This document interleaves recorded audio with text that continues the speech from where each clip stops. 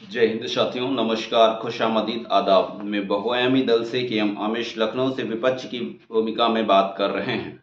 खास तौर से पिछड़े और दलित समाज के साथियों का ध्यान आकर्षित कराना चाहेंगे जो बाबा साहब भीमराव अंबेडकर और गांधी की विचारधारा में विश्वास रखते हैं।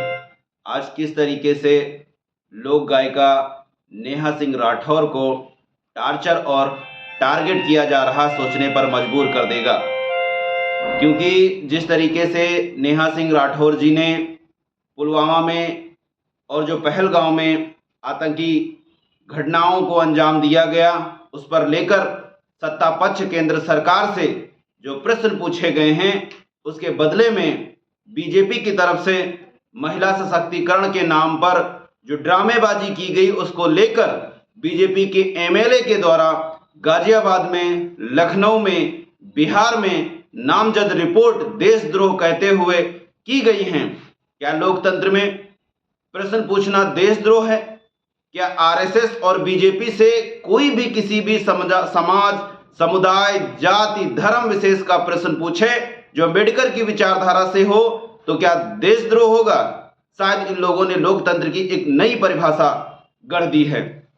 ऐसे में नेहा सिंह राठौर जी के ऊपर अलग अलग तरीके से 11 मुकदमे दर्ज किए हैं। जितने भी पॉसिबल थे उसमें से 196 ए का ए, 196 बी का बी और सी, 197 ए का ए, बी, सी और डी चारों, 335 का ए, 335 सी, 352 2 के तहत, और इसमें 302 का एक मुकदमा भी लिखा है। तो मर्डर का होता, नेहा सिंह राठौर ने कौन सा मर्डर कर दिया? 152 और एक्ट और 69 ए के तहत एफआईआर और 152 धारा, और इसमें आईटी सेक्टर से रिलेटेड जितने भी केस बन सकते थे, सबके सब केस जो है दर्ज किए गए हैं, या कहते हुए कि इन्होंने देशद्रोह विरोध में बयानबाजी की है, या पाकिस्तान की तरफ से इनके कवि को जो है शेयर किया जा रहा है, ट्वीट को शेयर किया जा रहा है। क्या एक महिला लोकतंत्र में इतने भी अधिकार नहीं रखती है? सत्ता पक्ष में जो भारतीय हमारे पर्यटक शहीद हुए आतंकी घटना के तहत, उनसे प्रश्न पूछा जा सके? आज उस महिला के साथ उन तमाम अल्पसंख्यक लोगों को खड़ा होने की जरूरत है, खासतौर से दलित और पिछड़े समाज के।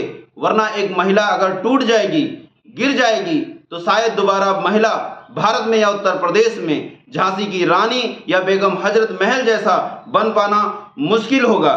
मेरा ये कहना है कि जब नेहा सिंह राठौर यूपी में काबा, बिहार में काबा, मध्य प्रदेश में काबा गाकर सरकार की जो नाकामयाबी है वो जनता के समक्ष रखती हैं, तो ऐसे में जनता के द्वारा भी सरकार पर दबाव बनता है और एक लोकतंत्र का दायरा कायम रहता है।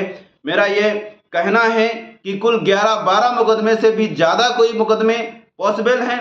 जब नेहा सिंह राठौर जी ने लखीमपुर हुई किसानों पर हिंसा को लेकर जो है बात उठाई थी गीत के माध्यम से, तो पुलिस की तरफ से उनको नोटिफिकेशन भेजा गया था। मेरा एक राजनीतिक दल संचालित होने के नाते सबसे बड़ा प्रश्न यह है कि आखिर जितने भी नेहा सिंह राठौर पे या किसी महिला पर या देशद्रोह के नाम से मुकदमे किए जा रहे हैं, वो सभी सब के सब बीजेपी से क्यों होते हैं, या ब्राह्मण समाज से क्यों होते हैं, या ठाकुर समाज से क्यों होते हैं? क्या इन्होंने ही सारी महारती हासिल कर रखी है?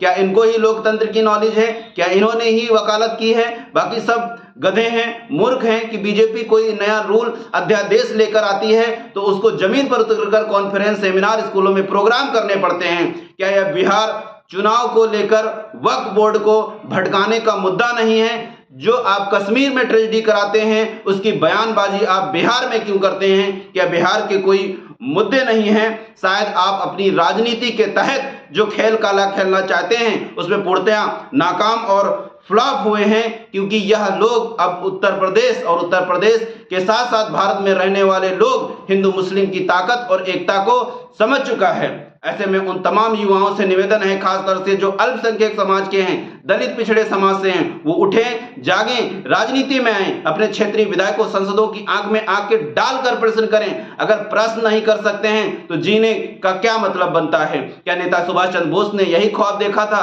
क्या इतने क्रांतिकारी जो शहीद हो गए देश के, इस दिन के लिए ख्वाब देखा था? बीजेपी देश नहीं, नरेंद्र मोदी भगवान नहीं, आरएसएस देश प्रेमी नहीं। ये बात दिल में बैठा लें। निवेदन करूंगा, चिंतन मनन करें। जय हिंद, इंकलाब जिंदाबाद, सत्यमेव जयते।